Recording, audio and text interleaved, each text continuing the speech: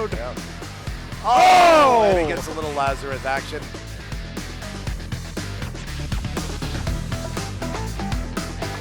Good shot. He walked away! Oh my God! Oh no! The ball was on the flipper. Oh my goodness! The ball stood stood there for half a second. Oh. And then let's transfer it into another double Elway, Can someone into please? a double catapult super. What are we someone witnessing please, like, here? clip all of this. One shot hit. Boom, Ray got it. Clark. Is it Clark? Clark got it first. What?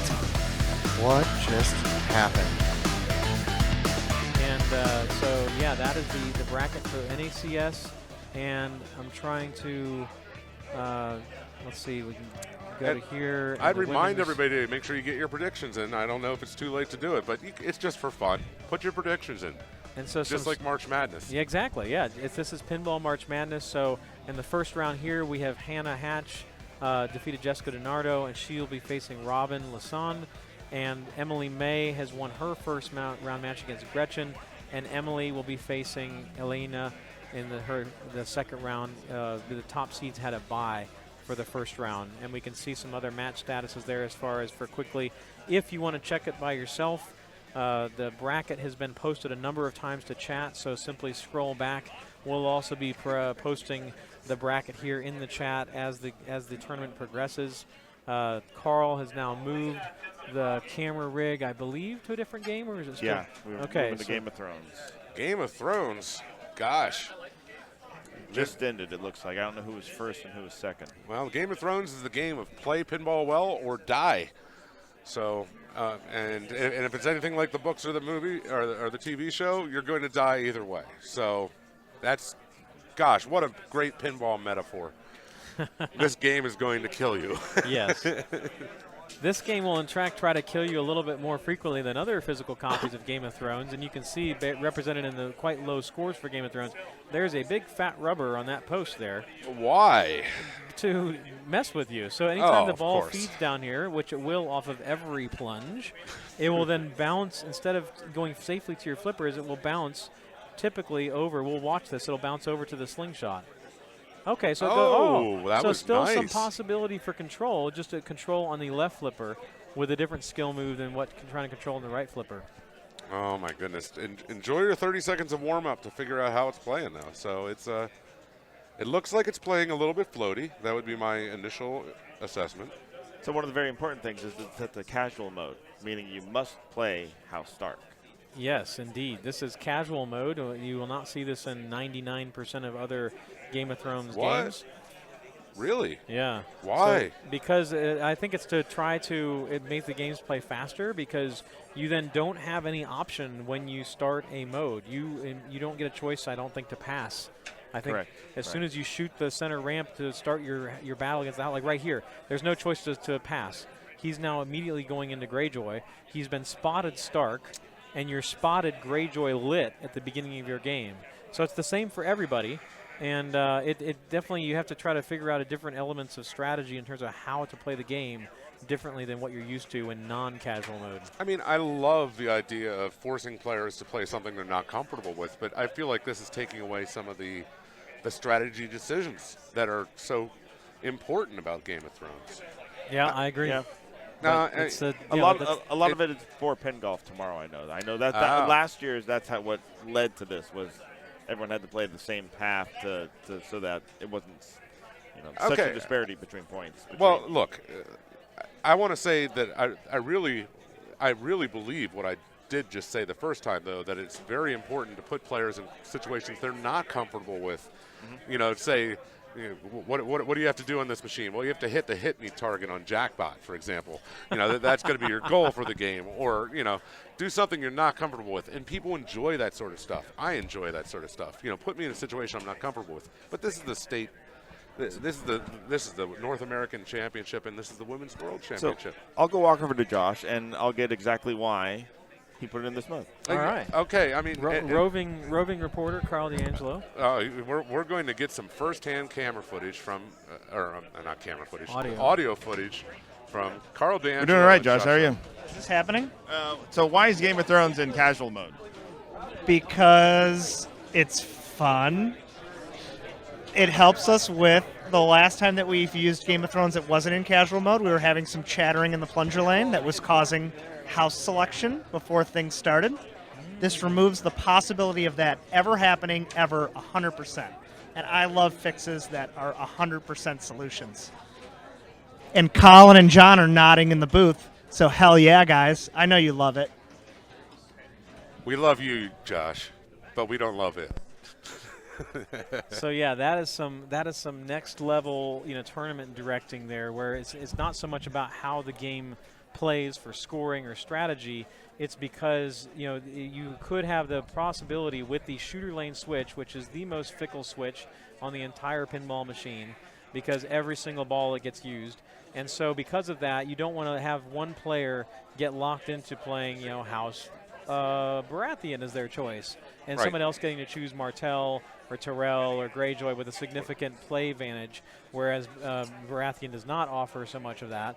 And so now it's guaranteed that nobody will get hosed by that switch. Interesting. So that's being very nice now. The feed off of that right orbit, it's completely different than what it was earlier. So now it's coming right to the flipper. You can drop catch it.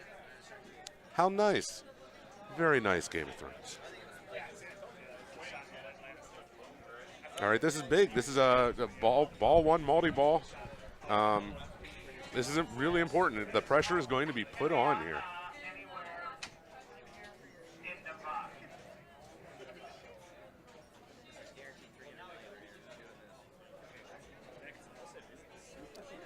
All right, we're looking at the ball one multi-ball play, and the Blackwater jackpot is growing, and he's shooting the jackpots. Unfortunately, that multi-ball is at an end.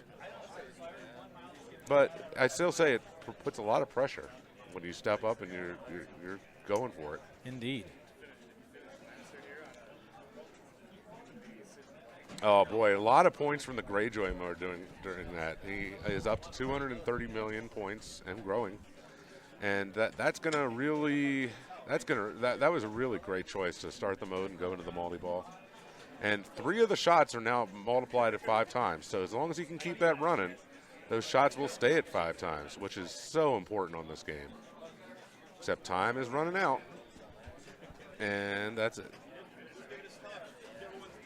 Oh, almost got the backhand to go up that center ramp. It doesn't seem like it's possible in this game, or not likely. I can't tell if those are lightnings or if those are standard flippers on.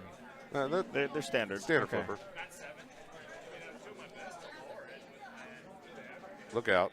Nice up nudge. Did you see that was going out, and that up nudge prevented it from going out. That was a really astute play. He has earned himself additional play time on this ball. All these scoring here would not have been possible without that nudge. Yeah, Jay Rocket says in the chat, the old tournament director versus tournament player mindset. Who will win? And I guess that's what we were just talking about a little bit.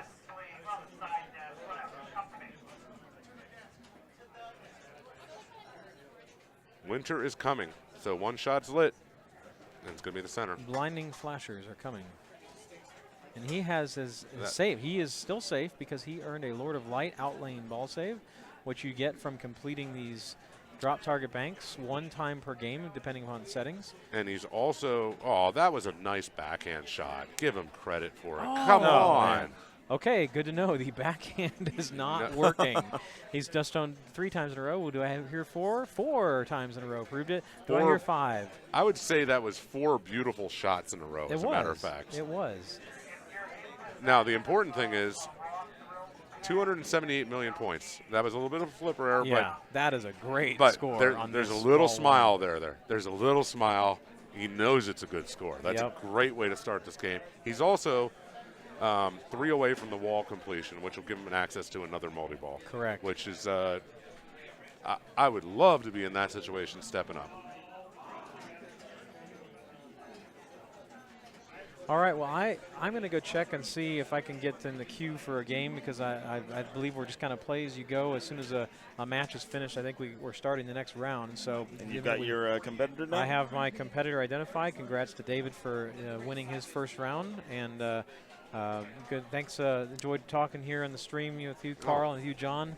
And good luck to John for your matches going on Thank you, sir. Today. And, we'll be seeing, obviously, we'll be hearing a lot more of Carl for us the rest of the day. And also, good luck, Carl, in the Pin Masters starting tomorrow. Thanks, Colin. Thanks for being on the mic. We were happy to have you here, Colin, and we appreciate the expertise you bring to the circuit with so many major victories under your belt. And we look forward to seeing more. And today might be one of them. You never know. All right, so let's see how. Look out! Now that was a good up nudge. It was. Unfortunately, I think he needed to do another move when it came back down on the post in order to get out of danger. And probably. It wasn't available to be done.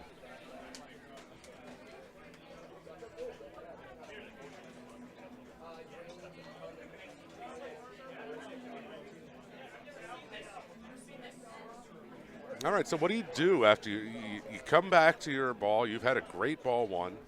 You put up massive points, and now you have a lead. You know, time to just let the balls drain and let it go. Yeah, sure. You know, just no, of course not. I mean, the correct answer is you now need to start doing something called point pressing. You're like, I'm ahead, so now I'm going to try something maybe a little bit more risky. And, well, let's assume he didn't just drain there. The idea is to try a strategy. You're saying, I'm going to win a certain percentage of games already with the score I have. But now I'm going to do something where I can win a much higher percentage of the games. So it's time to get aggressive when you're ahead. It's not a time to sit back and say, I'm just going to go for little points. No, you want to go for big points when you're largely ahead. Yeah, I mean, he looks like he had stuff set up to do. He was missing shots. Yeah, I mean, the important thing is to keep your foot on the accelerator. I know I'm using a lot of metaphors, but it's so important to keep pushing in pinball, to push harder, and eventually, hopefully, you'll be rewarded with a victory because of it.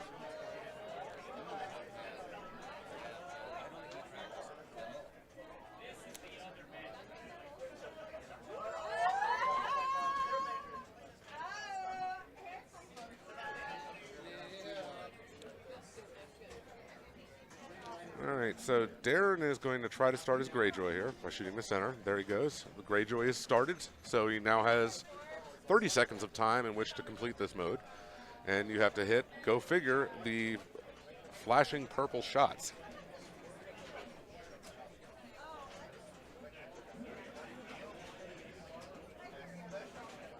And nice dead bounce, get control. Let's see if he can, and he is out of time. Wow, that was... It's a short timer. That's a much shorter timer than I was used to. Look out. Ooh, I would call that a fortuitous in lane. All right, Greyjoy. All right. Now he lit Lannister. So he's going to take both, which I think is good. Yes. There's no reason to just take one because, well, might as well play everything. Look out. Nice. Good dig, but that was another danger. That's his second danger. He is now on what I would call borrowed time. And he knows it. All right, so he collected one of the Baratheon shots.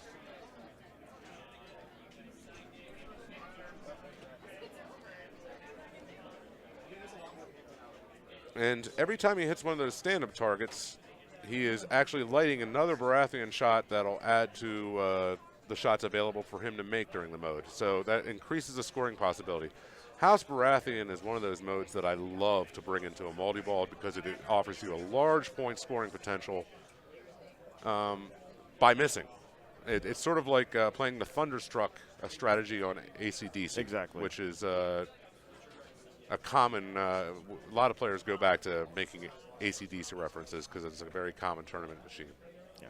And Lannister, not Baratheon.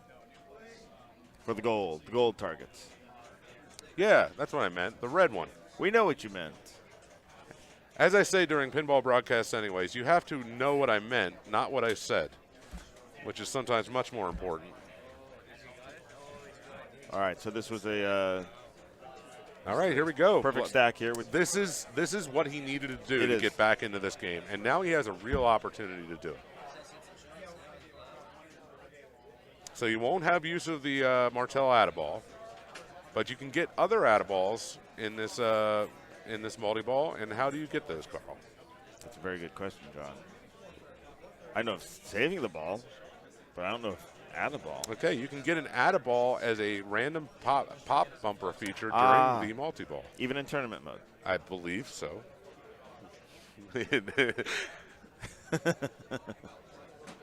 My method is to always tell the truth to the listener and then BS if I don't know the answer. I would never rely on it, though. That's right. No, I would never rely on it, but it also factors into the decision I'm making during a multi-ball. Sometimes the bottom playfield on Game of Thrones gets very crowded during a multi-ball. Yeah. So putting a ball up into the up one of the orbits into the upper lanes is really a good decision. It's sort of like shooting an orbit on Attack from Mars, for example. All right, another lock is achieved.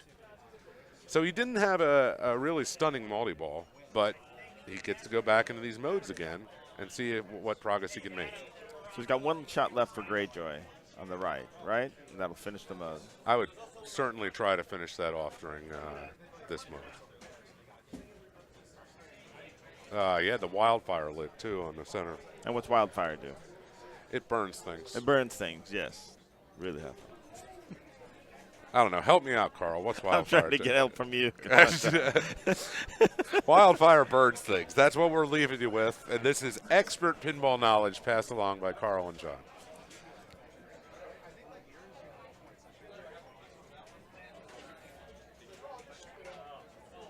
All right, let's see. Keith still has a sizable lead, which is good. So let's see how he decides to press on. Well, if he finishes both of these houses, he'll be at Hand of the King. Right, and that's a mini wizard mode, correct? Which is also a multi-ball. Correct. Big points. There was that feed. There was that feed I heard about. Watch it. It went. So when it goes all the way around, it feeds off into the slingshot. That's mean. All right, collects the extra ball. What's the extra ball worth? It's not too much, I don't believe. But I don't know. I think it's not too significant. It's not large enough that I'm worried about it.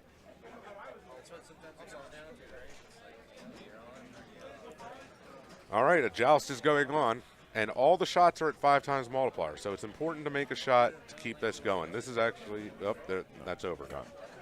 But when the shots are up that high, the points go up really quickly. Yes. So this is the dangerous part, but the okay, Hand of the King is ready. Yeah. You're not going to backhand it. You know better. Oh boy. Look out. Oh, good save. That dead bounce. Good. Nice, Beautiful. nice play. Beautiful Nice play. live shot. So Hand of the King is starting, and you get a bonus based on which houses you've played. And I've been rusty enough that I can't remember what the bonuses are, but I know that you get a bonus. So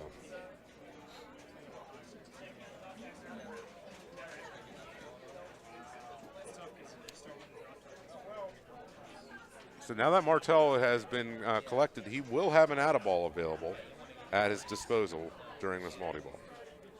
So I would expect he's going to wait till he loses one of these balls and then use that Add-A-Ball.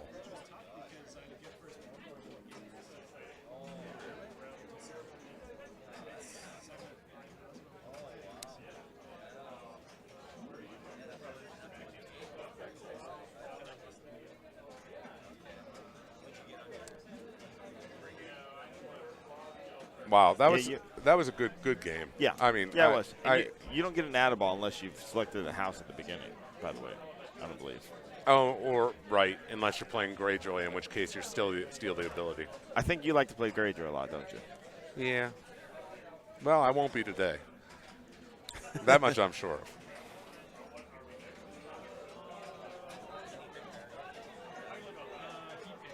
All right. Well, that was the end.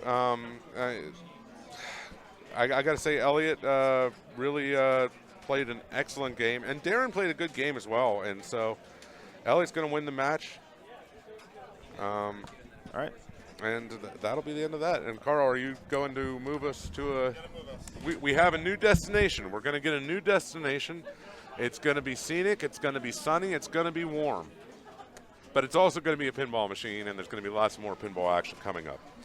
My name is John Replogo. I'm sitting here in a booth in a pinball facility in Las Vegas, Nevada, and we are watching some exciting pinball action today. We have action from the North American Pinball Championship by the IFPA and the Women's World Championship by the IFPA as well. I'd like to thank Carl D'Angelo for running the stream today. Carl does a great job with setting up all these beautiful camera shots and things so you can appreciate the pinball action you are seeing today. Today we have representatives from most of the states and most of the provinces of both U.S. and Canada competing in a best-of-7 format in which one player moves on and one player gets eliminated in a large bracket on challenge. You can see this bracket. It's been listed in the chat. And thanks for tuning in to watch it today. So we appreciate it. If you want to subscribe to this channel, I should say, we would appreciate you doing so. And feel free to sign up to participate and help Carl in producing more great pinball content. I'm getting the players updated here. All right, here we go. We're watching some Star Trek The Next Generation. This is a 2014 game? 2012, I think. 2012? Okay, something like that. Well, it's 2000 and something. Yep. And this is the LE version of the game. And so a couple things are different in the LE version. But probably the most prominent difference is that a shot to the left vertical up kicker will actually kick it up into a ramp, which returns it to the player so they can play again. So it's much safer than the Pro. Nothing wrong with a little safety on that. So because sometimes the kickouts out of that left side are very rude. Now here's something I've always wondered about. That there's a motor on that scoop. So if you watch it, the ball, it falls in the scoop, and then it moves the scoop head out of the way to launch it into the up kicker, to launch it into the little habit trail. Really? So I've always wondered why they didn't program it so it would stay in the same direction sometimes, so the ball could divert either direction. I wonder if it was a feature that they just never put in. But it's definitely, if you take a look at the game next time you're up at it, there's a the scoop, the top of the scoop moves to get out of the way to kick it up. John looks puzzled and completely confused. I am completely confused. I can't tell you why they would do that. I can't even think of why you would do that. All right. Anyways, Helen gets her first win for this match. Helen needed that win because she was down 3-0, and that's important. That's important psychologically, and it's also important in staying alive in the match. So good luck to Helen as she continues to hold on.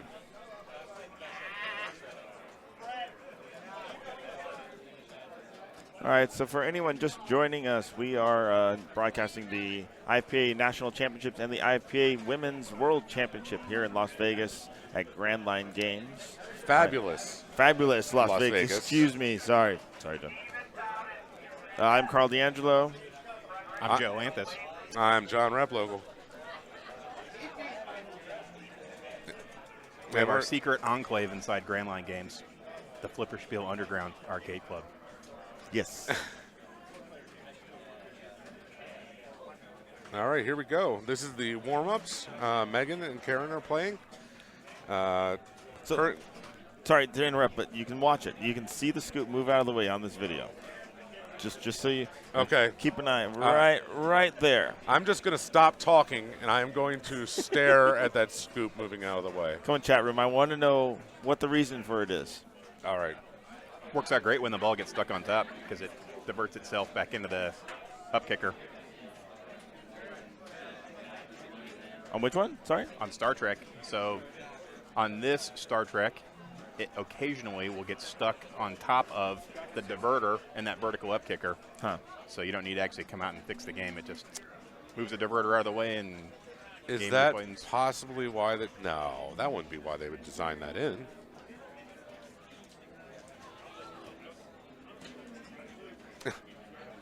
Bunker Punk says reason. Steve Rippey hears you. Okay, take a look. Here it is. Here it is. Here it comes. It moves. There. It's gone. And it's back. What? Oh, okay. So you're talking about that little silver thing underneath. I thought you were talking about the whole vertical upkeep kicker. Oh, no. So say this is the hole. This is the little scoop. You know, the ball falls in this way, and then this moves out of the way. Oh, that's some great artwork. I'm sure it is.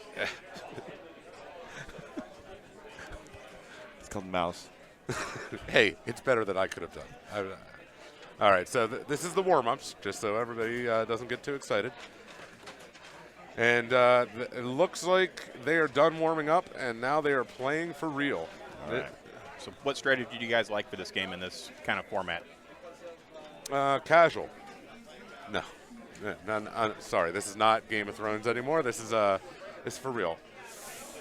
I don't really have a preferred order in here. No? No. It's based on how I'm feeling the game and how the shots are. If I'm, making shots or not, I'll do it.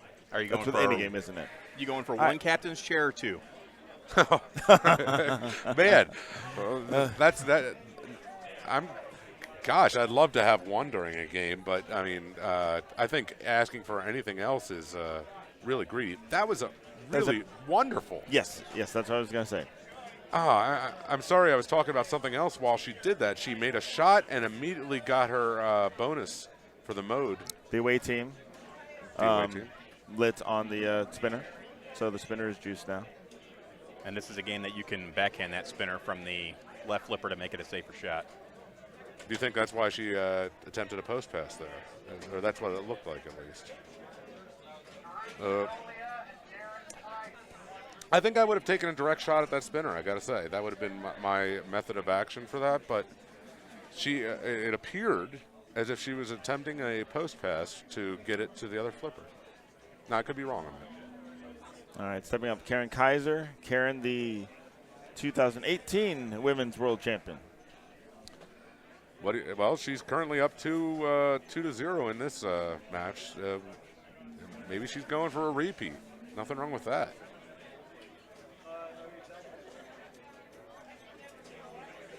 Pinball Nerds podcast. This is not a wide body. The next generation is.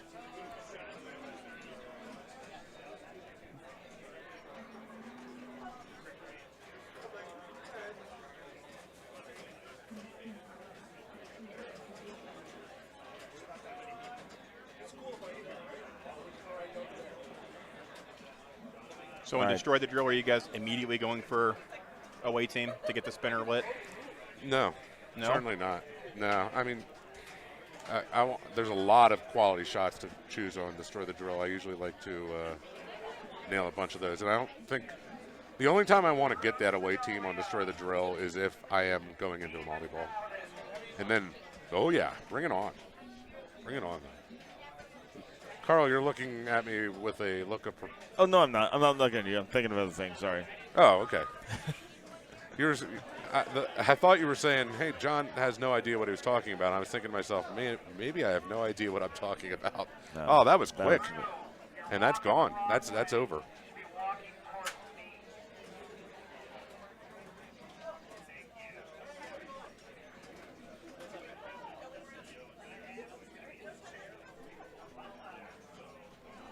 Now, from what I understand, I'm going to probably have a pinball match to play in a few minutes. And I think I'm going to have to step out just to get myself ready for that. It's been a pleasure sitting down and calling some action with you guys this morning. Thank you, John. Appreciate it, as always. And if the worst should happen and I get myself eliminated early, which, is very likely, maybe I'll come back and join you a little later. You have to have a little more confidence in yourself, John. I like playing the underdog card, because when I feel like I'm the underdog, then I get angry. and then I get to Hulk out. So, all right. And I will not pull any hair, and I will not bite. So, tragically, Mike, no fear. Even when I lose with a smile because I'm happy to be here. So, thank you very much for watching, and hopefully I'll see you in a little bit. All right. Thank you, John. Good luck.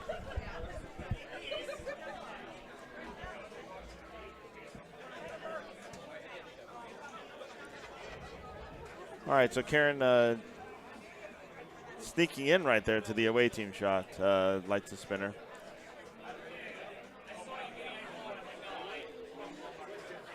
So yeah, those in the chat room for just joining, excuse me, geez, I can't speak. Just joining us, this is we are currently watching a Women's World Championship match. This is a single elimination bracket, best of 7. If you type exclamation bracket into the chat room, you'll see the links to both the women's and the nationals brackets. So you can see the status of all the matches. Right now, Karen's up 2-0 against Megan. She's got 2 balls locked in this game, looking to get the lock lit again. So that's what she's really shooting for there. She's not going for the upper ramp, I'm thinking.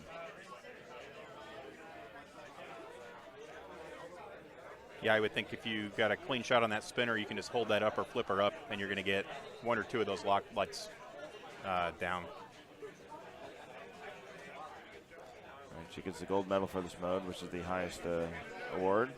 And this is the final shot, and you can tell that because there's no more timer, and you've got a shot that's blinking blue and gold. That would be the most valuable shot. She could have saved that. Almost a Lazarus.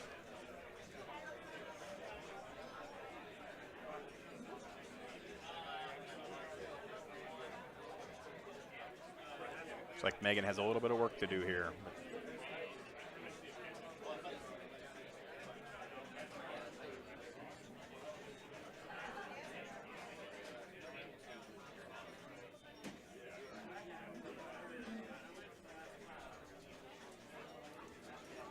All right, there are no ball saves on these games, so Megan's trying to short plunge. Do you agree with that? I'm fine with it, yeah. And because if she doesn't hit a switch and drains out right here, like she was trying to get a trap, I'm assuming, then she could drain and do it again.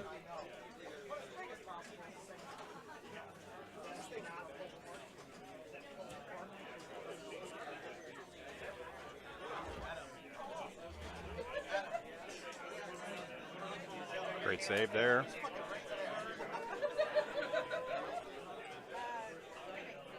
All right, this will be Megan's first lock, I believe. And locks are on hard, so you have to hit the 3 targets on the left-hand side each time.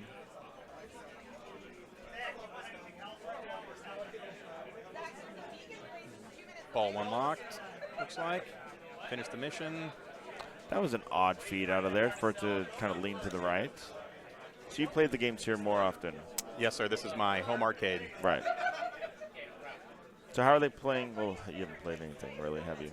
I got to play a few games, but I pretty much got smoked in my first round matchup. But from what I've played during setup, the games are playing significantly harder than what we expected out here. Or what I should say I've seen. Right, from what you normally have day-to-day here. I've never seen a Star Wars game set up harder.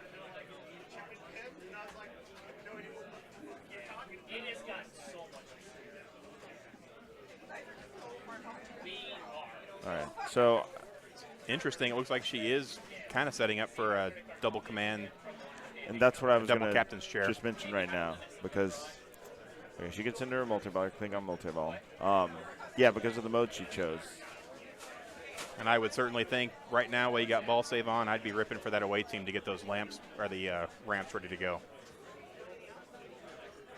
Because you're going to get double scoring on those ramps from the Klingon multi-ball and the Klingon mode.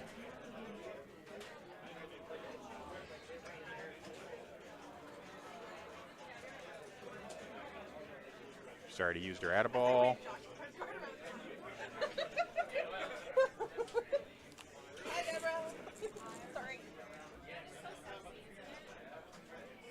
Klingon battle is done. She's just in the multi-ball now.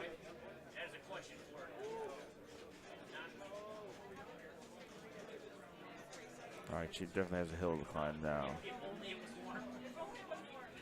So where do you go at this point? I tell you what, I would probably try to start a mode and then get into the Vengeance Multiball, because I don't think she started it yet. But I'm not sure how many hits are remaining on the target. She doesn't have any photons. Yeah, she just used 3. Looks like she got 3 and used them. Right. So those would be these lights, this ladder right here in the middle. Ooh. All right, and Karen will take the match.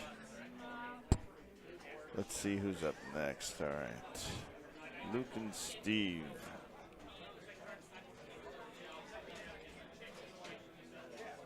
Which Steve? I got to look at the bracket for this one.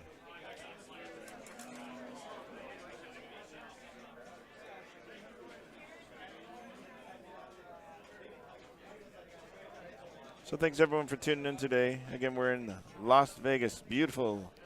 Fabulous Las Vegas. Here at Grand Line Games. Steve Fudge. Okay. I will try to get another person on the mic over here so we have 3. As soon as we can.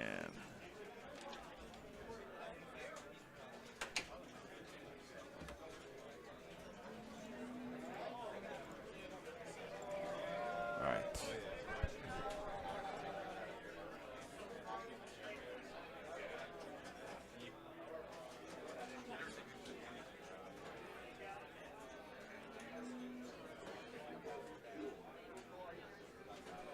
Let's take a quick look at the bracket while we're waiting for the next match to get going here. We have some matches that have finished. So in round 1, Garrison has defeated Dwayne Smith and has already been moved on to the second round against Zach Sharp. Zach Sharp has won a single game. Kevin Stone moves on. Josh was just calling over Chris so they can start their matches. Chris Bassler moves on. Pete. Carrie and Mark. Carrie's also playing in the Women's World Championship, so she's doing double duty. Wow, that's a lot of pinball. It is indeed. Got our first underdog winner there with David Barber. Looks like so far everyone the favorites won. David has to go against Colin, who was just commentating on here. Colin, former Pinburg champion. Got another underdog winner in Jay Woolston. Daniel goes 4-0 against Joe. Thanks.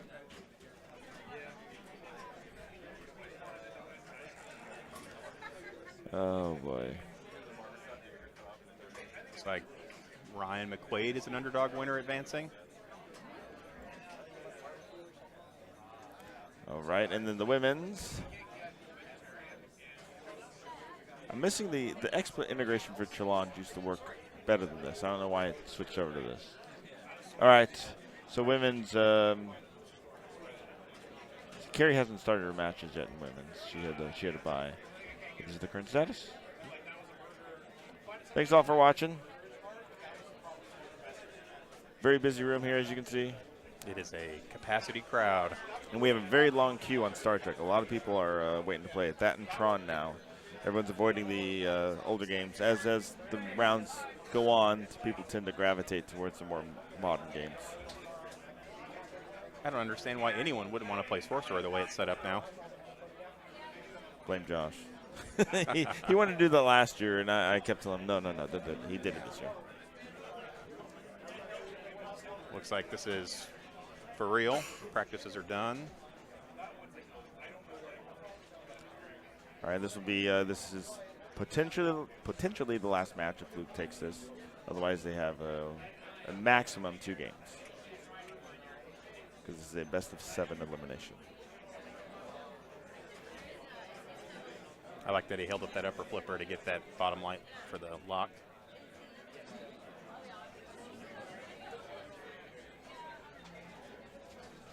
So this going into the away team there on Space Jump Light's a single target or single shot to complete the mode right here.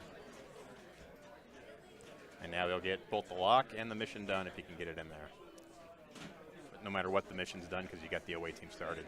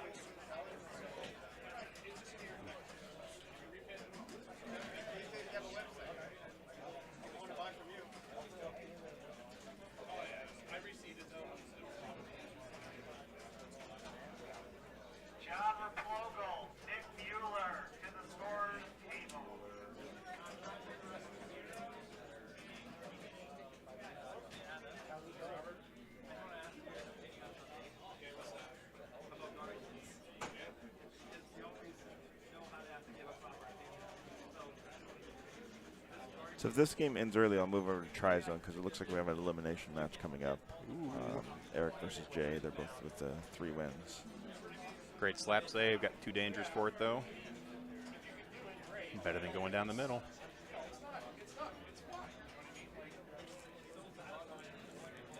Looks like he's certainly trying to get that lock going.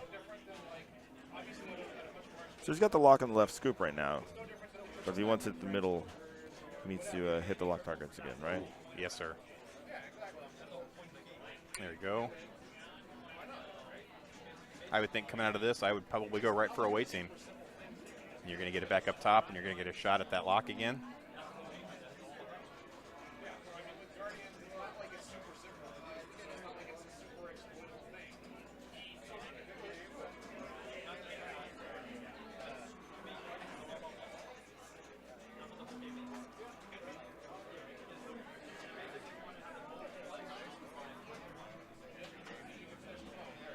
So when we get to Sorcerer, we'll talk about Sorcerer.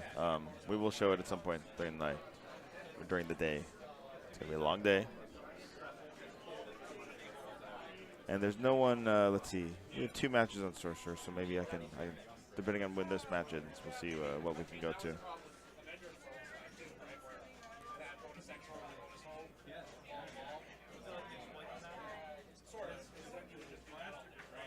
That's gone. You saw it coming from over here. Just one of those.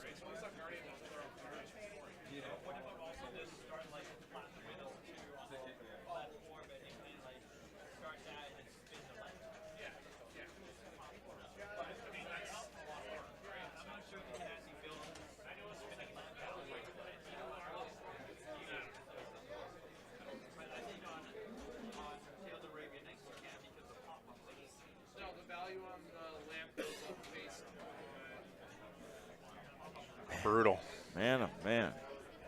The door is open for Steve to slide right in. Take this to game 7. Got a little bit of wood to chop. But not too much. The points are there.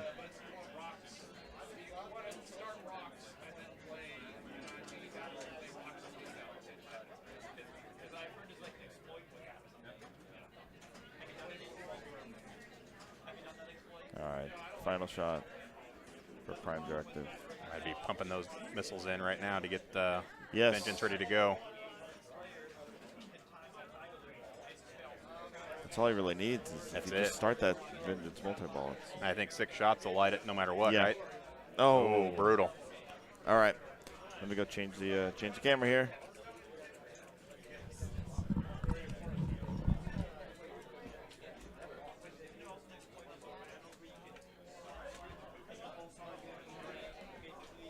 Again, if you're just joining us, this is the stream for the IFPA National Championship, as well as the IFPA Women's World Championship in fabulous Las Vegas, Nevada. We are playing at the Flipperspiel Underground Arcade Club. It is located inside of Grand Line Games.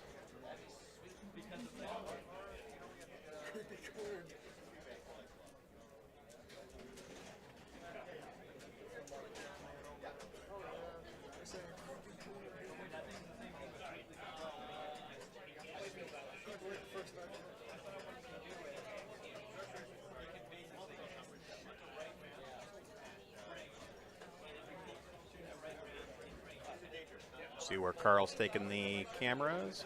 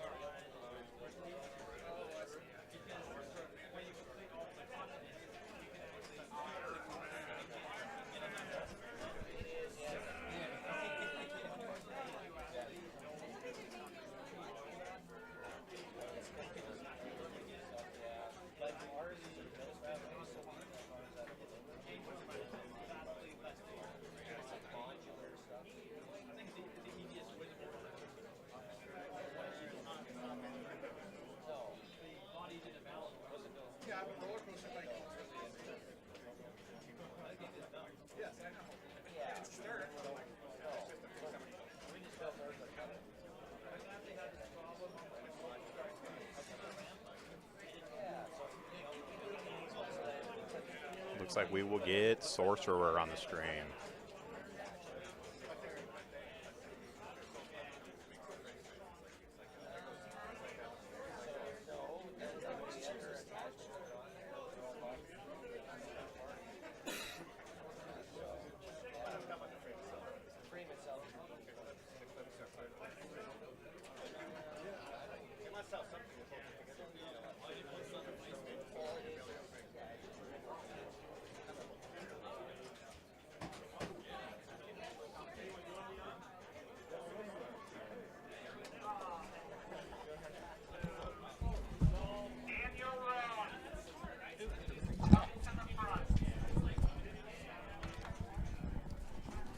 All right.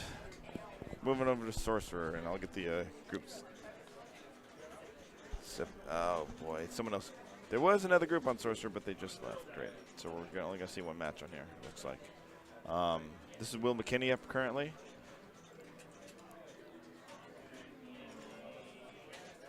And Will is up 2 versus Jay. Here we go. So on Sorcerer, there's no multi-ball. Josh has decided to remove. Excuse me? Yeah, Josh has removed the little bracket there that stops the ball. So there is no multi-ball. So it literally just shoots through if you shoot the ramp? Exactly. Right through the ramp, get you your free 500 points and to the upper flipper. So with no multi-ball, Carl, what are you thinking? Sorcerer and then rip the spinners? I don't know what else you're going to do. You can keep shooting the ramp to get the, is it 10,000 points? I think we looked at it and it was 500 points. No, it's more than that. Is it? Unless I think it's the drop targets are going to pay up there. You know what? It might only be 500 points because you would get the value for the scoop, and you're not going to the scoop. Right. So he has spelled Sorcerer. He has his spinners lit. You got one spinner here, and you got one spinner here, and they're going to be 2,500 a pop. Every spin will be 2,500. And I think the way this game is set up, I would probably try to put it on the left flipper and then rip the spinners to try to get my multiplier up on top there. Your bonus multiplier.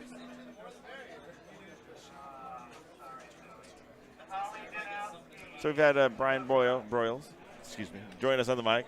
Hey, what's going on? How you doing, Brian? Doing good, doing good. So, Brian, what brings you out to Vegas? A little bit of vacation and to try to support our local state champion, Dalton Ely. What state are you from? Georgia. They're 3-3 right now, waiting on Star Trek. Oh, boy. Ooh. For everybody at home listening. So Brian runs the Portal Pinball Arcade. Sure do. Seems like it's been going well for you. It has. Actually, Dalton, who's here playing in the state championships, him and his dad have become our greatest customers. They come 3 and 4 times a week, drive an hour one way to come. It's really great, and to watch Dalton come as far as he had, I play in most of all the competitions with him, so he's usually kicking my behind all the time now. And he's young; he's 18, so. Wow. All right, Will's just going for spinners, like we thought. So the multi-ball was removed from this because it was playing really long last year, and it's a way to.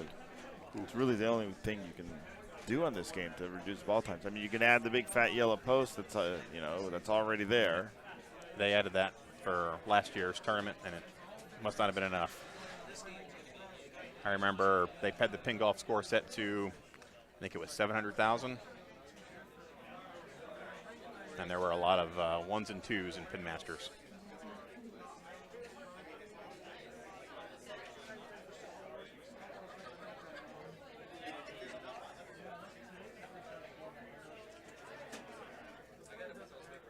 All right, this is ball 3 for Jay. He's got a hill to climb here.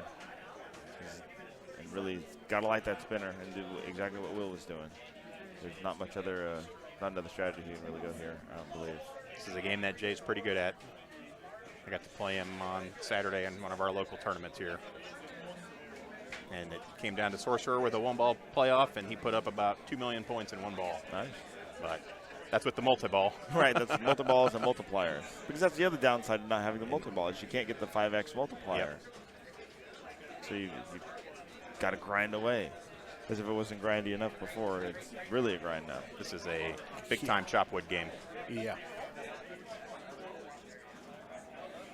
I'm sitting here listening to you guys and trying to think, how would I approach that? I mean, Yeah. All right, there's not another match in Sorcerer, so I get to move the camera again. Enjoy yourself.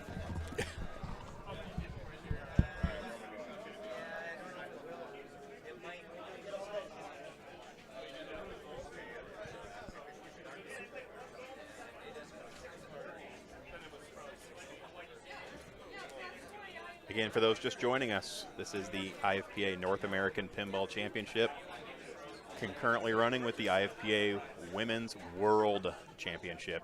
We are in fabulous Las Vegas, Nevada. The weather's great. The pinball action is intense. how long have you been in town? I have lived in Vegas since 2012. Nice. Came out here for work and Stayed. I like it very much. And I've been frequenting the arcade here since about 2014, I guess. Nice. Me and my wife love Vegas, got married here, come back often. I came back in 2015 when I won the state championships. And I think I played a tournament at Flipperspiel when it was at the other location. Yep. Yeah, last year's tournament was at the old location. And we've had a few people here that were in last year's tournament and this year's tournament. And it's like, wow, everything looks kind of different. Yeah, it's a different place. It was quite a drive for us to get to the old location, I'll tell you what. And it was chopped up. It was really weird there. It was, yeah. Yeah, we had a small space up front at the old location and a big space in the back. And here, this is 2 suites, and they basically knocked the wall out in between the 2 suites to make one big open space.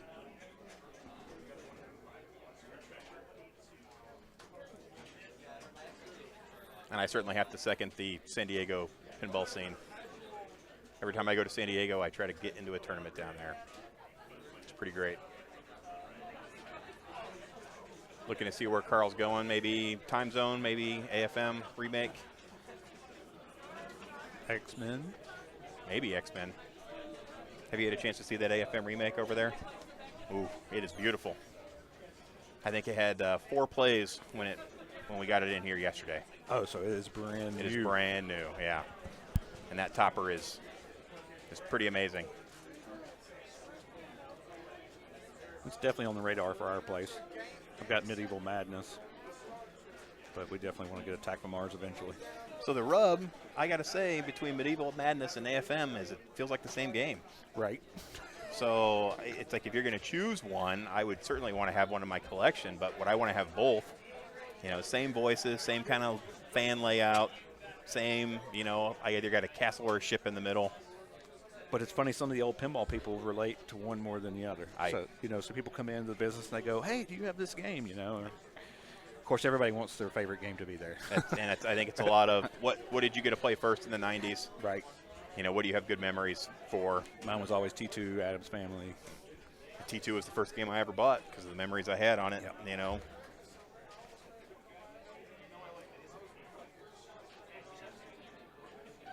And I think if I was to pick between AFM and Medieval Madness, I might pick AFM. I agree, too.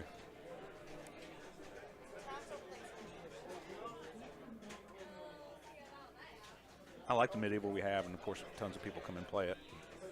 But I want the Attack from Mars.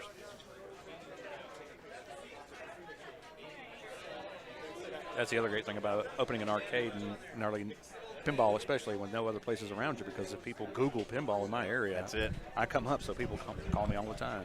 Yep. And this guy wasn't even a pinball guy that had this Medieval Madness. Really? No, it wasn't even a pinball. Wow.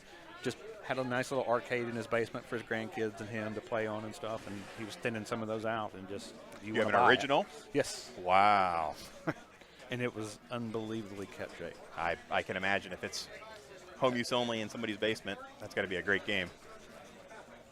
I've taken it to the house now. It's been in the arcade for almost 9 months. It needs some shop love. And put some Cliffies on it, stuff like that. Protect it. Attack from Mars it is.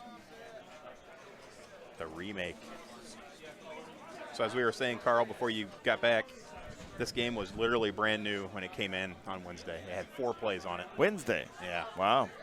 So Adam knows a guy who knows a guy that knows a guy that had it sitting at his work and was like, hey, if you need it for the tournament, bring it down. Nice. So very gracious. All right, let me switch order here.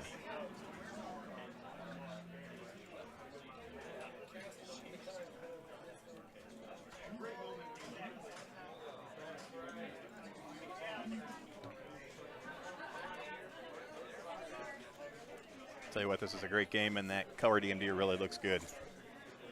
The big double-sized one, yeah. you know. It almost makes the game feel wider. There's another place in Atlanta that's got one of these on location. And I was like, man, this almost feels like a wide body. I think it's because of that wide DMD. Yeah. And the mirror blades just give it this huge feel.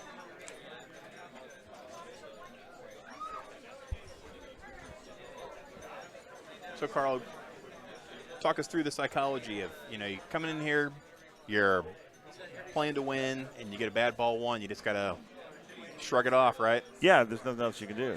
Just you can play. You've got a 2-ball game. Yep. It happens to everyone.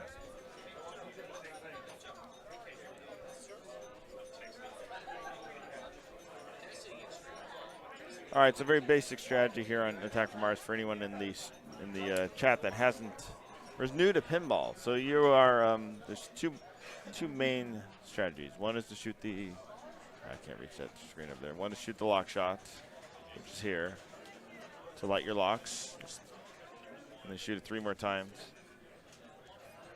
Are the locks on hard, Carl? I would assume they're on hard, which means you have to shoot the lock shot once for each light. So 6 shots 6 total. shots to light that. The other strategy is to go to total annihilation, which is to shoot each of the 4 shots, the 2 orbits and the 2 ramps. Yeah, you can highlight them. 3 times each.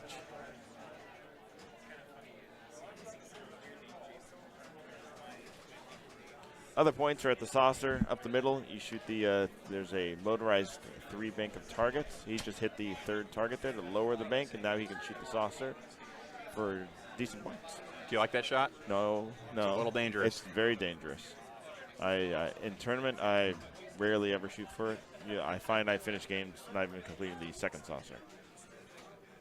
I feel only comfortable shooting for it when you got multi-ball going and the saucer's available. Yeah, this is Jason Wilson. If I'm not mistaken, he owns the arcades in Tennessee. Game Galaxy, if you've ever been in that around Nashville and stuff, is a huge arcade. I think he has 2, actually, maybe 3, but I know he has 2, I think. Let's see, and he says he's been playing off and on since 1989, but he hasn't taken pinball tournaments seriously until a little less than a year ago. So he's relatively new to the competitive scene.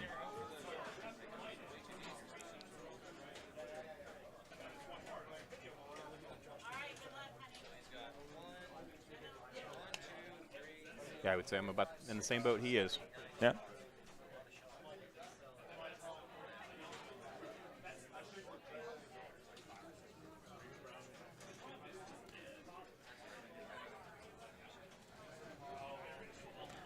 So for each round, the game selection for the initial when they first start up, the higher seed gets choice of game out of the 15 games here, and then for each subsequent game, the loser chooses the game, and it's best of 7. So once someone has 4 wins, the match is over.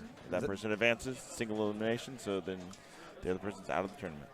They could do for position, right? They could choose position. You are correct, Brian. They have a choice of game or position. How often do you see position, Carl? Not that often. No. Especially with a larger game selection. You'll see position more when you have a limited range of games left to select for some reason. Stone is a guy who would go first. Really? Yes. Eric Stone would do it.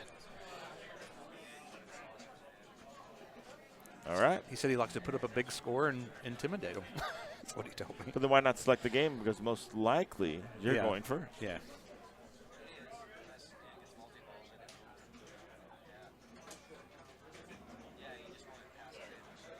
All right, so locks are not on hard. So it's only 4 shots for your initial multi-ball.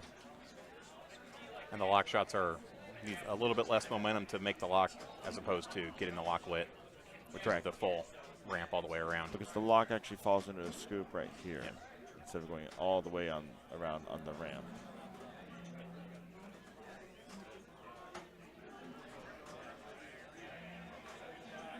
So I'm assuming the Sorcerer lock thing was just for lock stealing? Was that the reason? No, it was for game time. Really? Yeah, Okay. because that game played really long last year. I mean, it can still play long. Right. I mean, relative to some but of these less other games. compared to, right. just because you're always only 2 shots away from a multi-ball in Sorcerer. So. Right. You're just multi-balling all day long. Yeah. Looks like he has the Martians lit at the scoop there.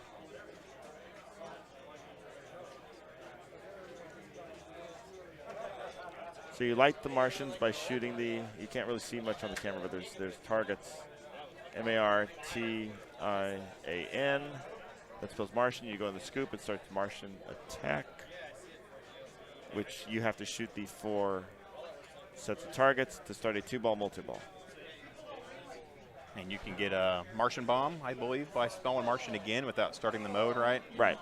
And you use the launch ball button to use that bomb.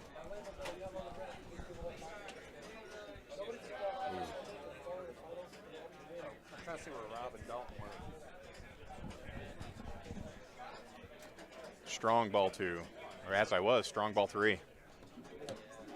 Got the pressure on. All right, so Dan, he should be focusing on just shooting this lock shot 3 times. That's all he needs to start that multi-ball.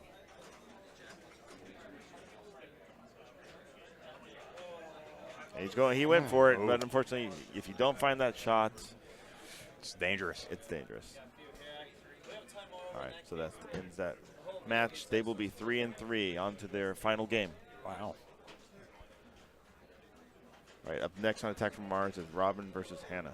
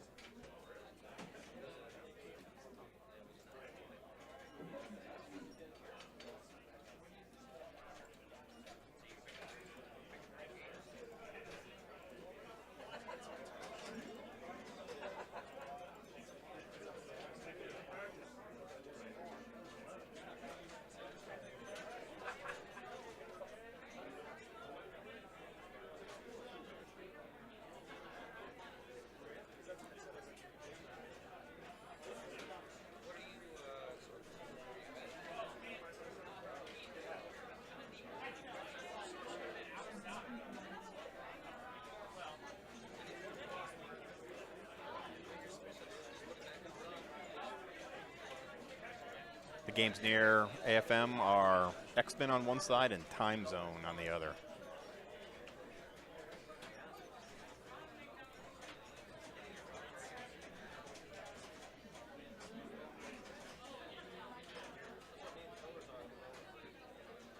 Oh, on the right of Attack from Mars is Time Zone? Yep.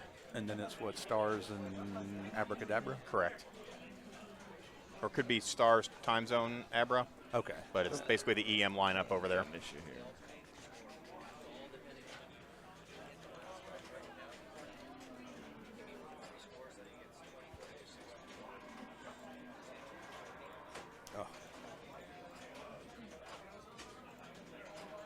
There we go. Okay. Looks like they're playing for real now.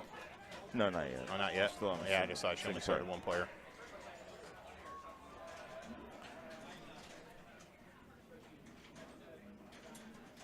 Is this a round 1 or a round 2 game? This is a second round game. Roger. So Robin was the top seed for this tournament. Hannah's coming in the 17th, and they are 2-1.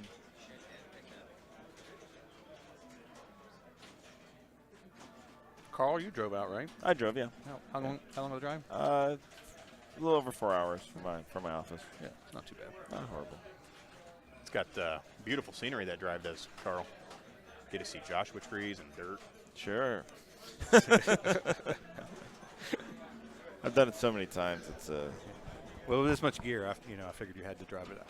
yeah, it's less gear than last year. That's all that matters. Yeah, last that's year true. was insane. Bringing You had so many I cameras think last nearly year. 30 cameras last year, all set up. And now you're down to what? Down to just the 3 for the wireless rig, and then a couple auxiliary cameras. 5, 6, 7. Oh, it's so much nicer.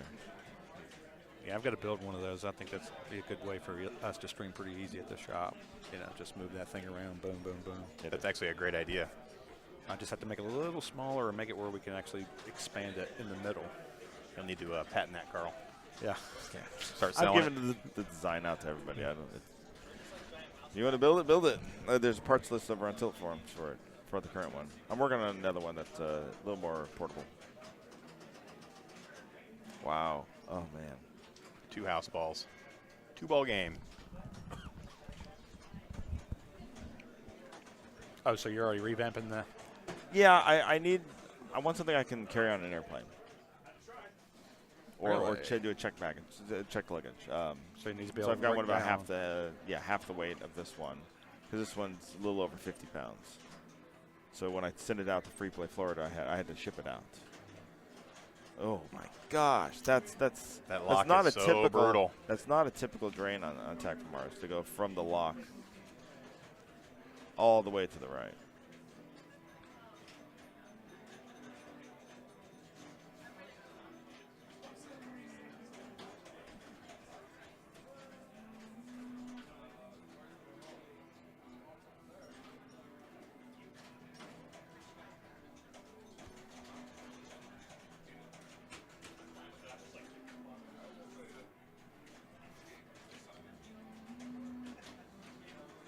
Oh, there's another one. Here we go. Ooh. Wow. Dangerous. Yeah, so it's like that half shot. Oh, nice. Seeing the way that feeds back out, Carl, I'm kind of glad that they didn't set it to hard for locks. Yeah, indeed. So I think Hannah's making an interesting play here by going for saucers now. She's having trouble with the other shots, although nice lock shot there. But just to get some points on the board, with this game being ball 2 already, Robin doesn't really have anything done. A single saucer completion could win the game potentially. Yeah. And it puts a lot of pressure back onto Robin to know that you have to get X points to even stay in the match. And Hannah gets a ball 3. It's a big psychological advantage, I think.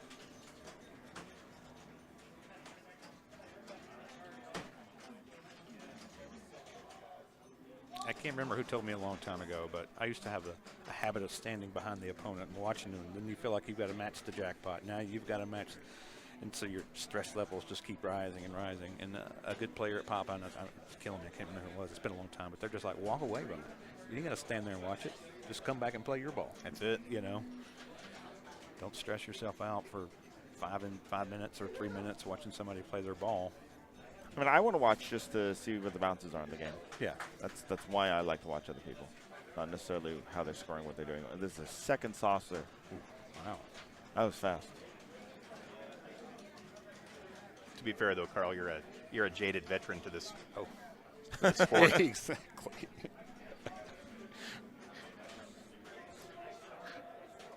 All right, so Robin, I'm thinking she's going to take a super skill shot for the left ramp and then try for 2 right orbits to get into total regular annihilation. I don't know how well, just a regular.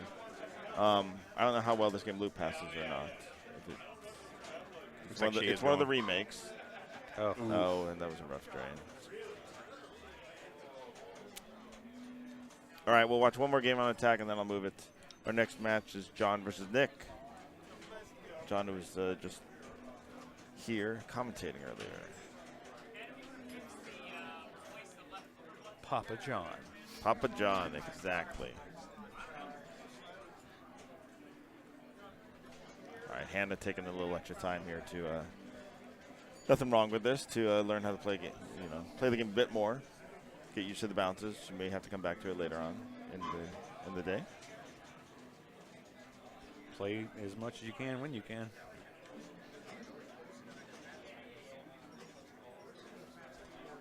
So it looked like for sure that with this being a remake, there was no chance of backhanding that lock shot. Because often I like to, cradle up on the left and wow, I can't draw a straight line. Save the life. Save my life. There, you can backhand that lock shot. But on these remakes, I can't seem to do that with how the flippers are oriented or just the mechs in general. I don't know if either of you have had that experience or not. I have noticed playing the remakes that the game feels different, but on this kind of a game, thankfully it doesn't matter. But yeah, still.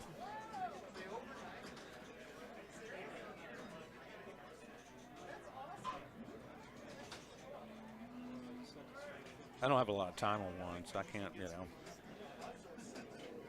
go by what you read sometimes. Yeah. But I think that's pretty much been disproved as far as the latency and the flip and all that. Right.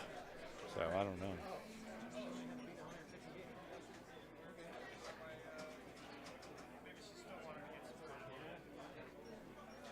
All right. John and Nick coming up. Let's see.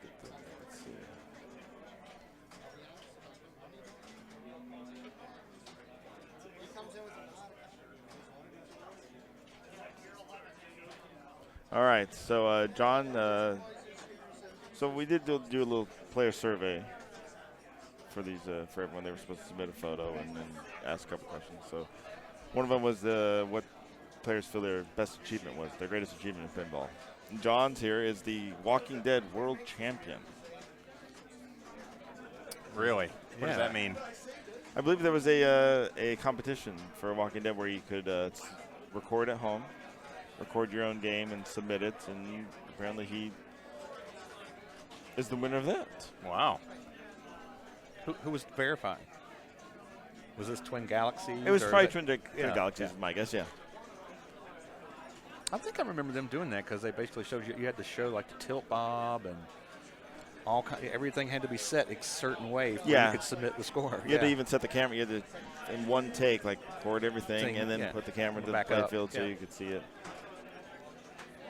I almost thought about doing that because I had Walking Dead, but there was no reason. Ooh, what was? Oh, it's 30-second practice. Yeah, checking okay. the tilt. It's practice, yeah.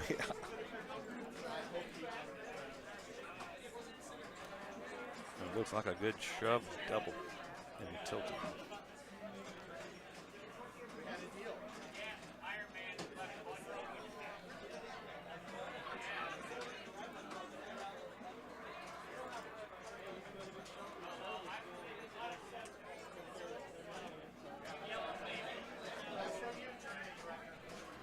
Oh, that's great.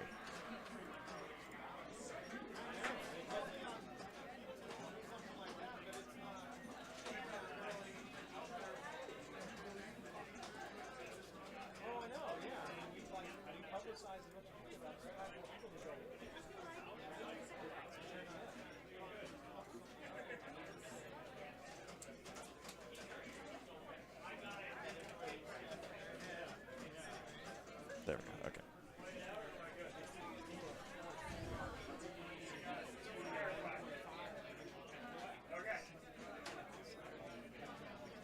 So Nick is the Florida winner, taking down the Palmers, huh?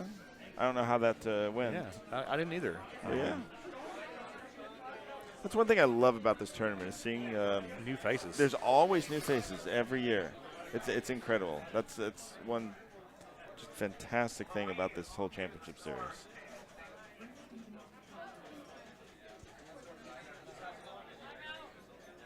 I know every year we've sent somebody different, so. Someone just needs to take out Becker because Becker's won for the last 5 years. His province. Really? Yeah. Wow. That's every year, right? Every year, yeah. He has won every single one. Does he host them all at his house?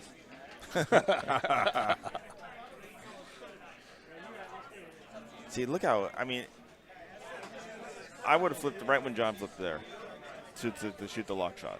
It seemed like the perfect timing, but it's so early on these flippers for these remakes. Yep. Oh, No, that was too early. but he's adjusting. Yeah.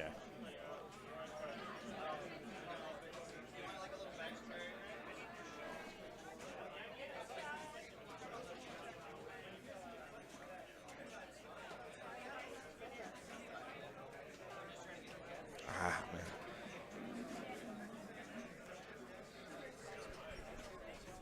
I mean, from watching this game, it looks like the best way is somehow to get a cradle on that flipper and learn what the shot is. There's just no. It's so hard to do on the fly. It is. Have you seen anybody successfully post passing to try to get the cradle kept? I haven't. I wouldn't try a post pass in general on attack. Yeah. Certainly it'd be left ramp and then try and bump it over if you can.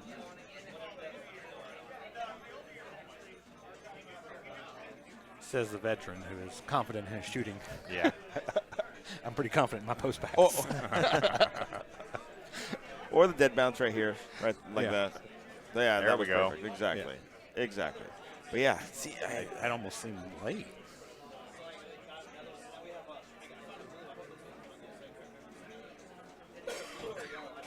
He's trying. All right. There it is.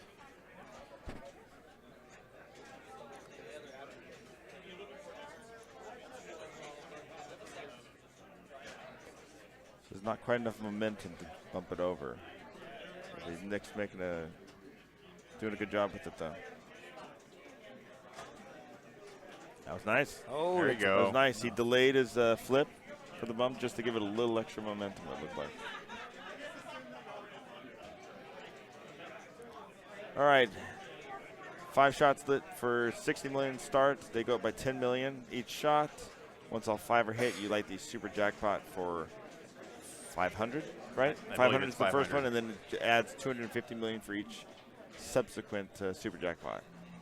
And Nick just tearing it up here with 4 out of 5 right now. And that super jackpot moves around the playfield. Right, it's a roving shot. And there's no timer on it unless you're down single ball play. There's a kind of a grace period. Go. It starts on the left and Bang. he immediately gets the super jackpot. Excellent. So 250. Right, starts at 250 and then goes up to 250. 500. Yes. And each standard jackpot is now 110 minimum. 110, Right. 120. It keeps going up 10 million. I forget what the cap is exactly. Some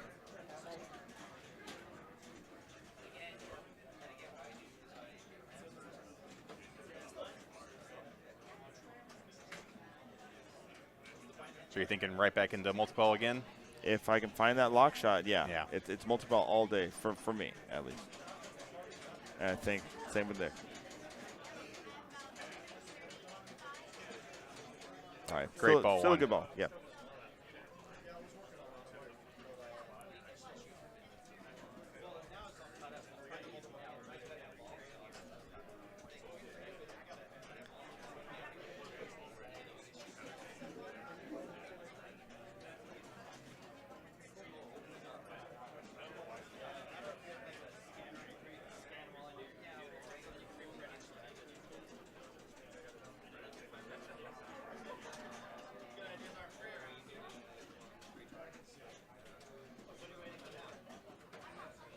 I'm wondering if Dalton is the youngest player here. I'd have to ask Josh. I don't know. I didn't even think about that. Oh, that's tilt. Yeah. A little too much there. All right, Nick should let that settle for a little.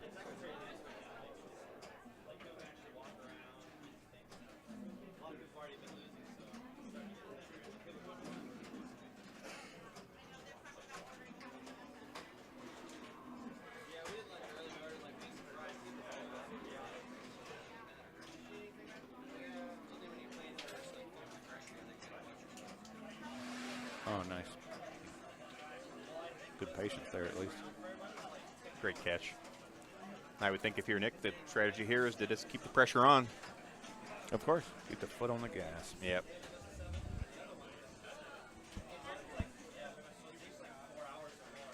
Oh, he tried the post pass. See, that's why you don't post pass on that mark. The geometry isn't there for it. Dangerous. Yeah.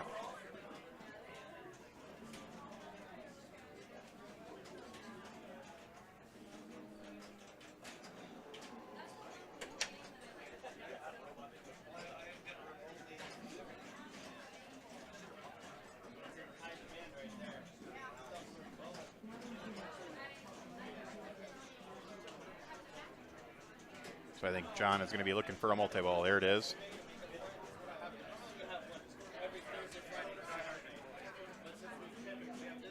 Oh, perfect.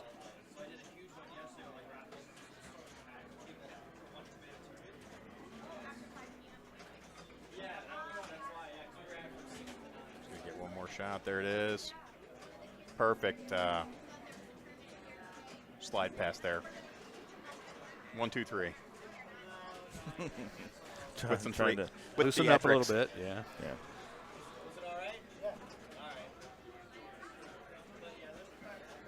All right, one jackpot.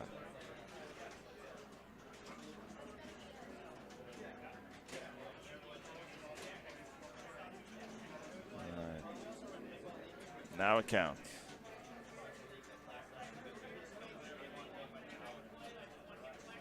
Nice up and over. Or is that up and under? Yeah.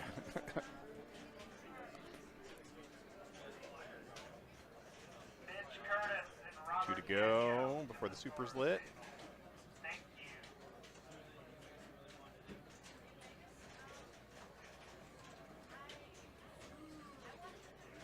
Gotta love when the game's nice enough to keep it in the pops for you while you're playing.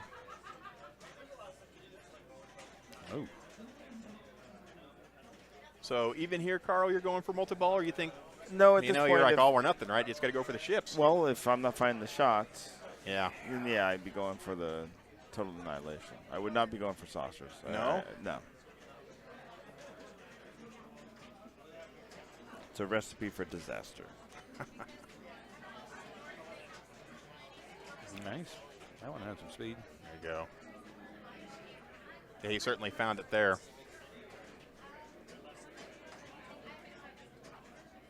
Nice. See if we can get it on. Yeah, just on the fly. It's so hard. Oh, yeah, and brutal. thus Yeah. the exact example of why I don't shoot saucers. All right, that'll end that match. Let me go move the camera somewhere else and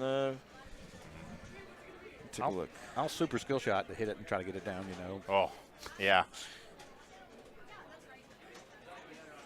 Maybe I'll go. That way at least it's down and out of the way when you're working on everything else. Go.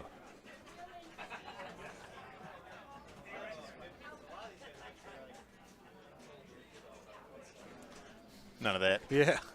Yeah, we don't need to see that. Nobody wants to see that. So again, if you're just joining us, this is the IFPA National Championship and the IFPA Women's World Championship in beautiful and or fabulous Las Vegas, Nevada.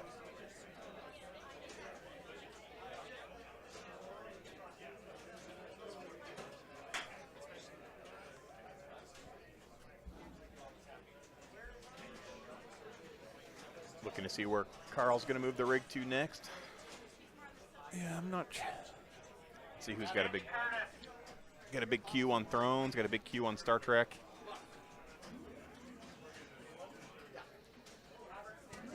Yeah, Decent sized queue on Tron. Yeah, pick one of those deep queues. At least you don't have to move it so often. Yep. I think he's going to try to get it to somewhere that we haven't seen on stream yet, though. What is that, Black Rose? It looks like Black Rose.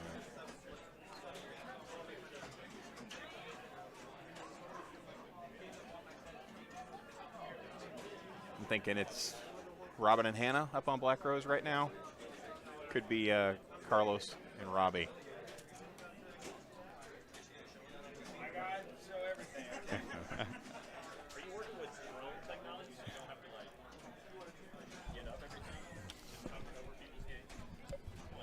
That's his next system. It'll just be a hovering camera. Carl will have the hovering camera.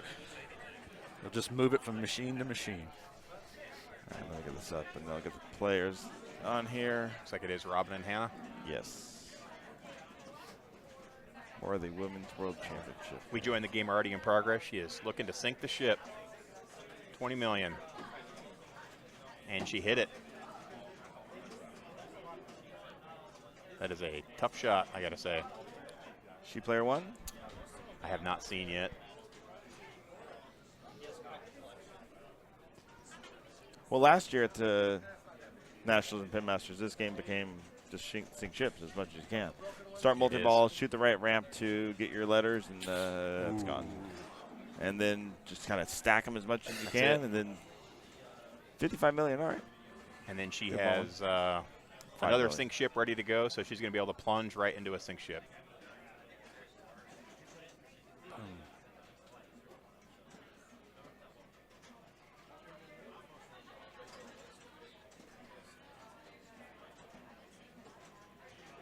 Swim, swim, swim.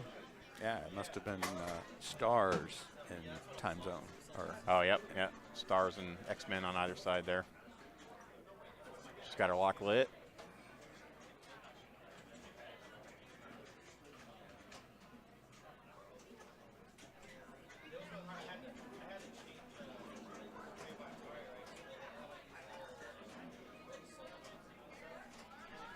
All right, so this starts a 2-ball multi-ball.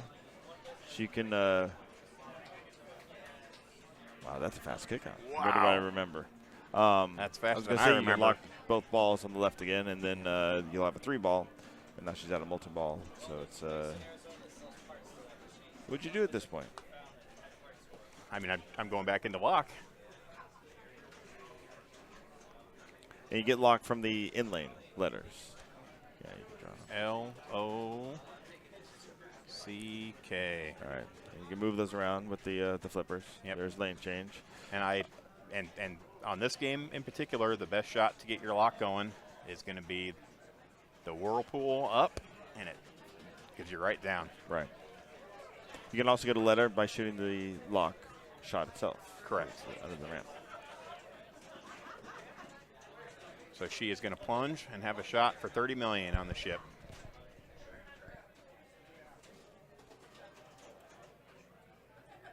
And I also find that the whirlpool on this ship or on this game is the best way to spell sink ship. I like to put one ball on the lock on the 2-ball and then just smash the whirlpool. She's got lock lit. She's in a 2-ball multi-ball now.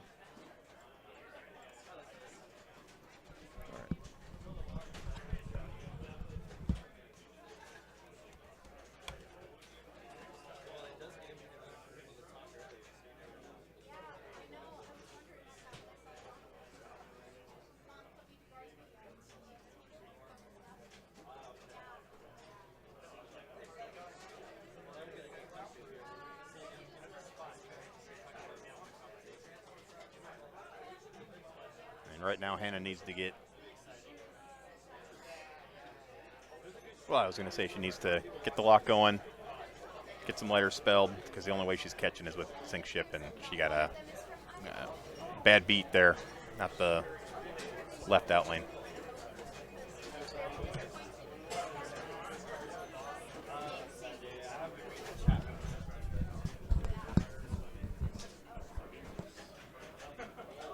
All right, chat room. I tried to boost the audio levels a bit. Let me know if that's better or not. Check. We'll see. 1 2 1 2. Well, these mics are so sensitive that if I turn them up anymore, it picks up everything in the room. Right. And sometimes you don't want to pick up everything in the room. Right, exactly. You pick up every conversation that's around here. That people didn't know they were even broadcasting.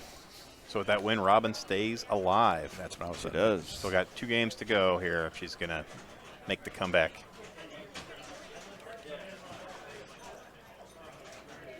All right, we'll have one more game on Black Rose queued up here. Carlos versus Robbie. Looks like Carlos is in do or die. Oh, it's the other way around. Other way around.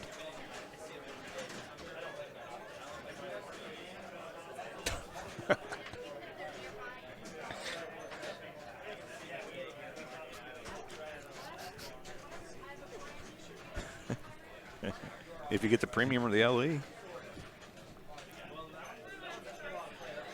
can have that upper playfield. It's clear though. It's Lexan, I think.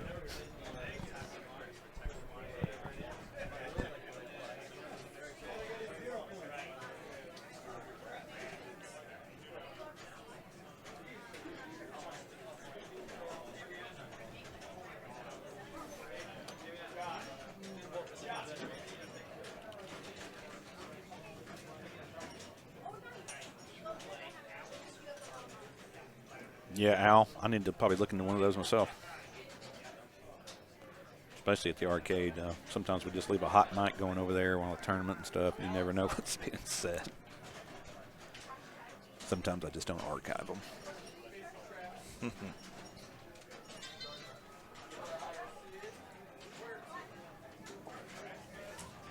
All right, anyone just wow, that flew off the ramp.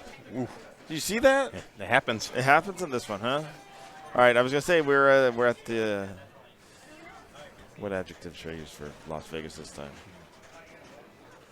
I keep using the wrong one. I know. It's I feel like Amazing and Fabulous are played out. We're in Las Vegas at Grand Line Games at the Flipper Spiel Arcade Club for the IFPA National Championships and the IFPA Women's World Championship. We're currently going to be watching a national championships match.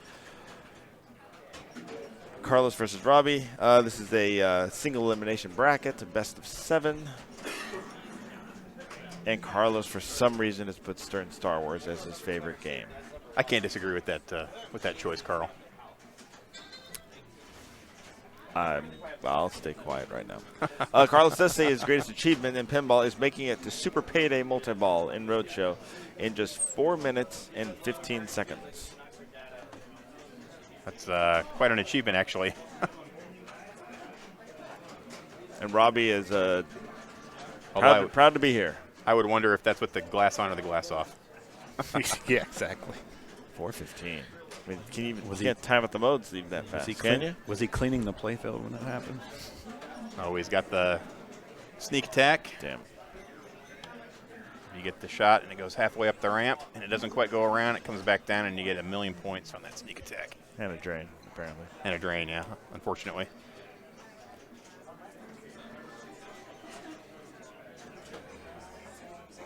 This is a game that you can kind of, no pun intended, game the system on your plunge.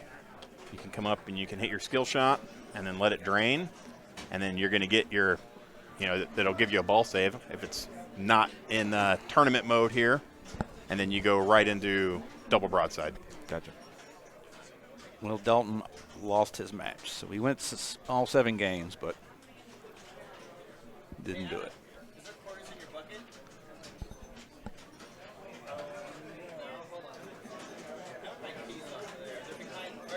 Still a huge achievement, though.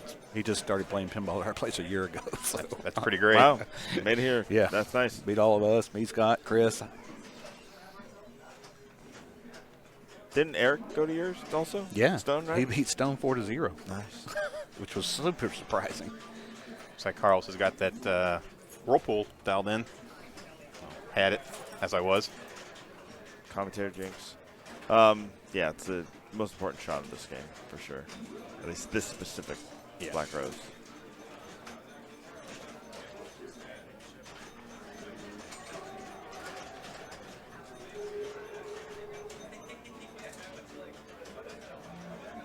Tell you what, it's great to see young kids getting into pinball. Absolutely. All right, we have a lock ready to go, and he shoots the lock.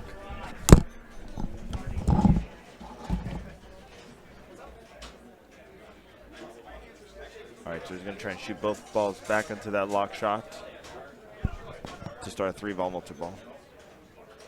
Then try and cradle up and shoot the right ramp. I'm assuming that's what he's going to do. Yep. And just build those sync ship letters. Unfortunately, it's not going to happen this time. I think he got a letter. Yep. All right, back to the grind. Yep.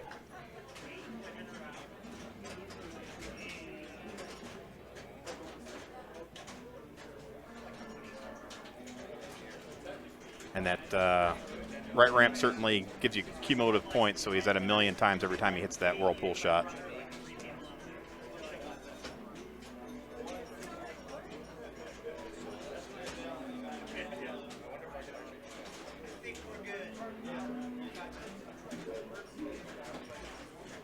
So I'm not seeing much action on the games that we haven't covered yet. Four Queens, Barracora, Time Zone, Abracadabra.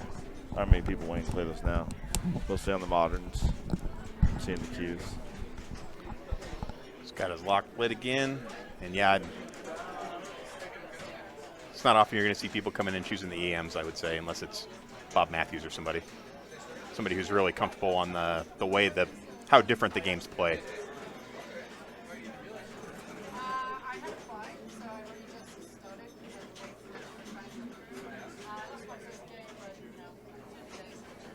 Okay, there he's got 1 ball locked there and 2 balls locked. He's in the 3-ball lock now.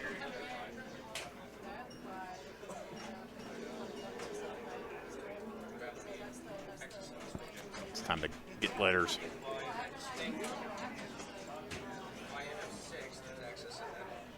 Oh, there we go. Can he get a cradle separation here to...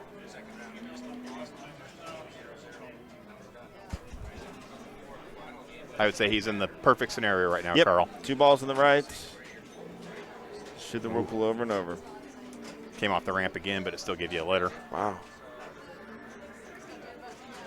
I think he could have not lost his, not broken that. I think cradle. that was a little fortuitous that he kept everything cradled up there.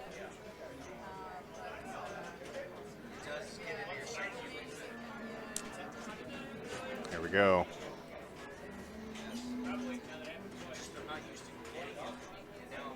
I think every letter here is what, 2 million, because it's the second round through sink ship. Yep. And then it's 3 million, 4 million.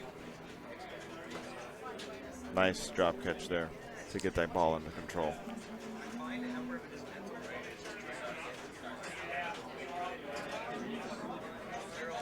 He has at least 2 ships ready to go. Nice. Wow.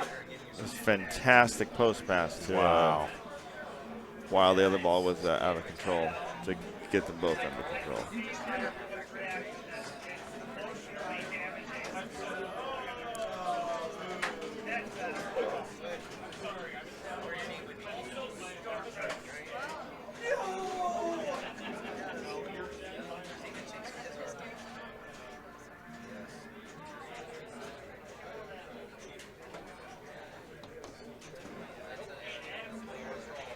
All right. Yeah, it's still an excellent multi-ball, I'd say. And he's queued up to, what, got 3 ships ready to go? He's a 302. 2 and 7/8. That's just finding that shot. Yeah, I would think left ramp into that upper flipper is the best way to do it.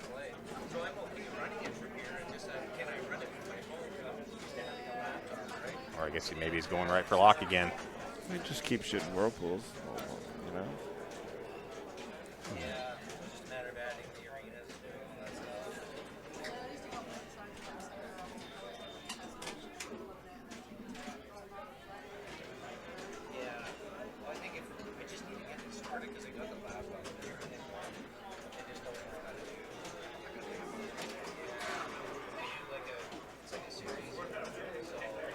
Back to the grind.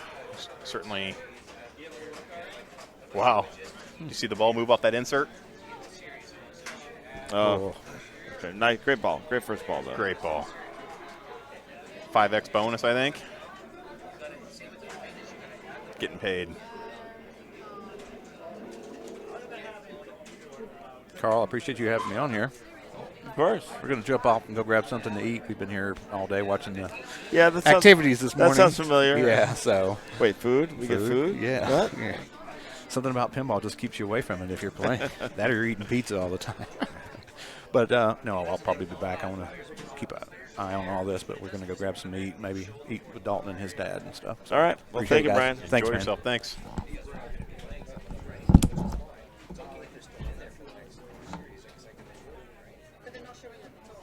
A little late on that sink ship shot.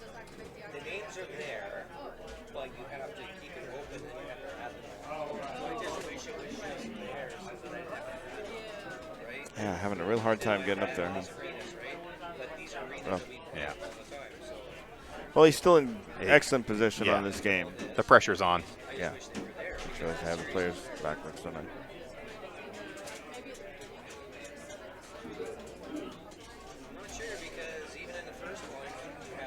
So this is Robbie's tournament on live right here on this ball.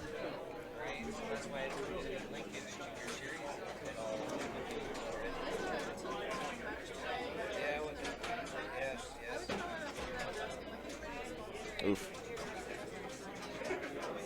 All right. Go. Go. He didn't move the lane. Yeah, exactly. I wonder how familiar he is with the rule set of this game.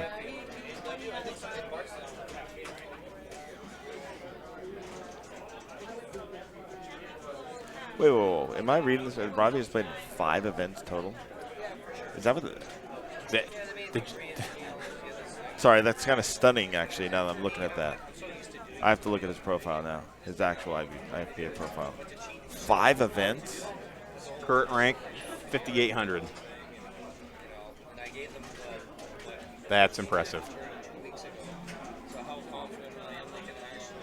5 events. Wow.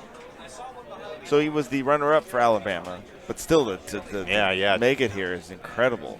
After only 5, I'm a little stunned at the moment. Wow. That's unbelievable. And I tell you what, with this, there you go. All right. So he's going to have 2-ball multi-ball with the millions going.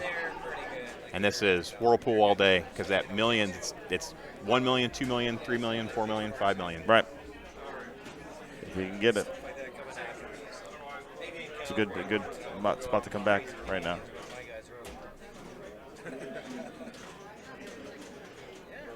Oh, unfortunate drains. All right. All right, that's the end of Black Rose. We will we'll move the camera somewhere else and we'll look at the current matches, and we'll be right back.